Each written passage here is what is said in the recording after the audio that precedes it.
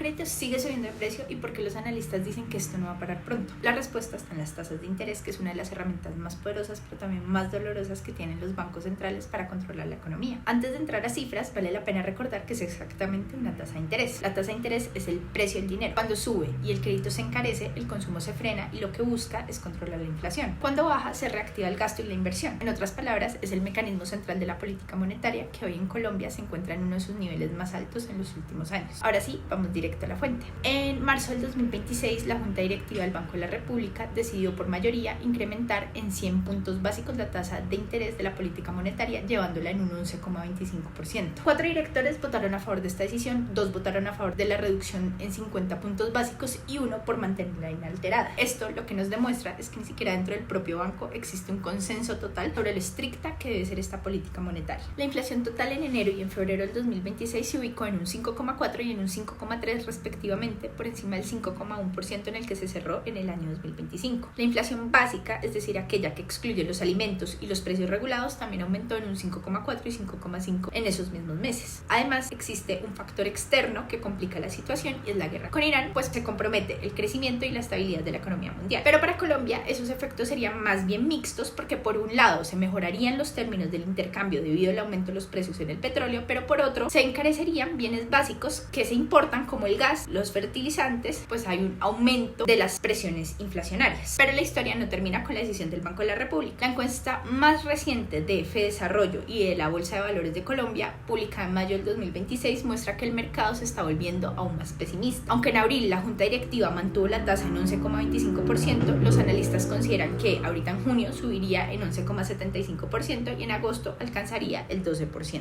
Actualmente el mercado cree que la tasa terminará en el 2026 en un 12,25%, por encima del 12% que se esperaba en la encuesta anterior. Y la inflación tampoco da tregua, porque en abril llegó a un 5,68%, incluso por encima de lo que los propios analistas habían pronosticado. Acá aparece un contraste que me llama mucho la atención porque según el informe de situación y perspectiva de la economía mundial 2026, las condiciones financieras globales han mejorado, pues hay tasas de interés más bajas y un mejor sentimiento de mercado que ha contribuido a reactivar los flujos de capital. Sin embargo, existe una advertencia muy importante para países como Colombia, porque muchas economías en desarrollo siguen limitadas por elevadas cargas de deuda y por un acceso restringido a la financiación asequible. De hecho, otro informe de la Conferencia de las Naciones Unidas sobre el Comercio y el Desarrollo es aún más específico porque señala que es muy común que haya tasas de endeudamiento externo entre un 7% y un 11% para esas economías en desarrollo, frente a tasas de 1% y 4% para las principales economías avanzadas. En otras palabras, mientras gran parte del mundo desarrollado disfruta de dinero un poco más barato, Colombia enfrenta una doble penalización porque hay tasas internas altas debido a la inflación y tasas externas altas simplemente por ser una economía en vías de desarrollo. Mi posición es que el Banco de la República está haciendo lo técnicamente esperado, que era subir las tasas para frenar la inflación que aún no cede, pero la división de votos dentro de la propia Junta Directiva lo que muestra es que existe una tensión real entre controlar los precios y evitar asfixiar el crecimiento económico. Mientras tanto, los hogares y las pequeñas y medianas empresas colombianas enfrentan inflación alta, hay un crédito caro, hay un entorno internacional que tampoco da mucho respiro, pero seguimos accediendo al financiamiento externo a un costo considerablemente más alto de lo que las economías desarrolladas acceden. Las tasas de interés son, en cierto modo, el termómetro de la economía y para mí, hoy ese termómetro en Colombia sigue marcando una fiebre alta. Según los analistas, no parece que vaya a bajar pronto. Entonces, la pregunta que les dejo es esta y es, ¿qué tanto margen tiene un país en desarrollo para utilizar estas herramientas sin tener que frenar su propio crecimiento económico?